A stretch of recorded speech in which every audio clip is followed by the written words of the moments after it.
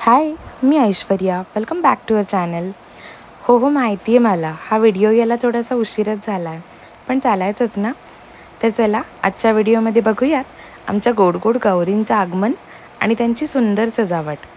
गौरींचं आगमन म्हटलं की घरात एक वेगळीच उत्साहाची लहर पसरते. आगमनासाठी खास मी आणि माझ्या बहिणीने सुंदर रांगोळी काढली होती. जशी रांगोळी तयार झाली तसा कॉम्प्लिमेंटचा वर्षाव सुरू झाला. सगळ्यांनी छान कौतुक केलं. त्यामुळे आम्हाला अजूनच मोटिवेशन मिळालं. दरवर्षीप्रमाणे याही वर्षी आम्ही गौरी वेळेवर घरी आणण्याचं नियोजन केलं होतं. आणि मग आमच्या घरातल्या सगळ्या लाडक्या गौऱ्यांनी म्हणजेच माझी आई, माझ्या काकू, माझ्या आत्या या सगळ्यांनी गौरी मातेचं छान ओवाळून स्वागत केलं.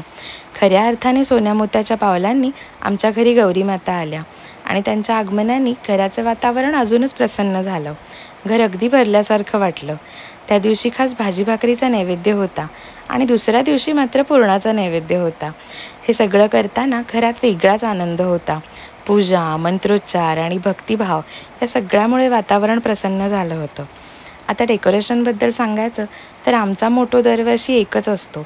सजावट सुंदर तर हवी, पण त्याचबरोबर पर्यावरणपूरकही हवी. गेल्या 7-8 वर्षांपासून आम्ही कधीही थर्मोकॉल किंवा प्लास्टिक या तत्सम गोष्टींचा वापर नाही केला.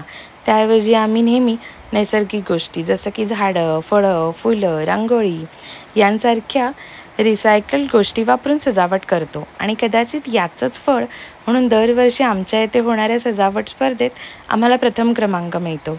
ही आमच्यासाठी खूप मोठी अचीव्हमेंट आहे आणि खरंच आम्ही ग्रेटफुल आहोत. आणखी एक खास गोष्ट म्हणजे माझ्या काकाला झाडं लावण्याची आणि तिची निगा राखण्याची खूपच आवड आहे. त्यामुळे दरवर्षी सजावटीमध्ये आम्ही ती झाडं पण ॲड करतो.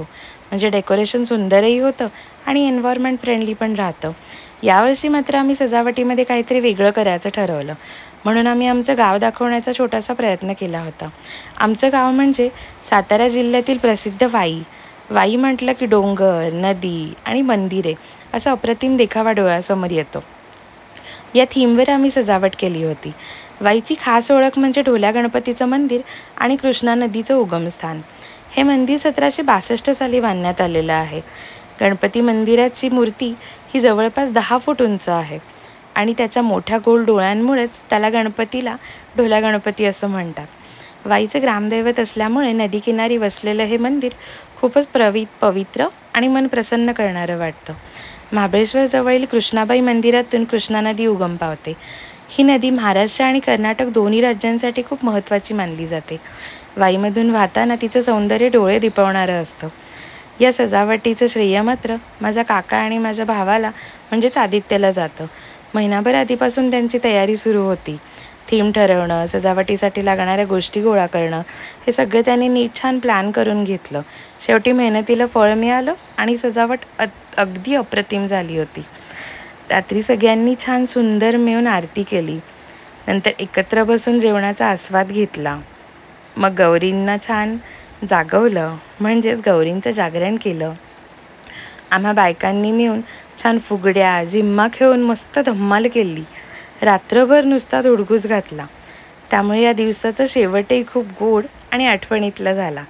तर अशा रीतीने आम्ही आमच्या गौरींची आगमन अगदी आनंदात पार पाडलं. याच आठवणी खरंच खूप खास आहेत नाही? तर मंडळी, तुम्हाला आमचा व्हिडिओ कसा वाटला हे नक्की कमेंटमध्ये कळवा हां. आणि जर व्हिडिओ आवडला असेल तर लाईक करा, शेअर करा आणि आमच्या चॅनलला सबस्क्राईब करायला विसरू नका. See you in the next video. तोपर्यंत बाय.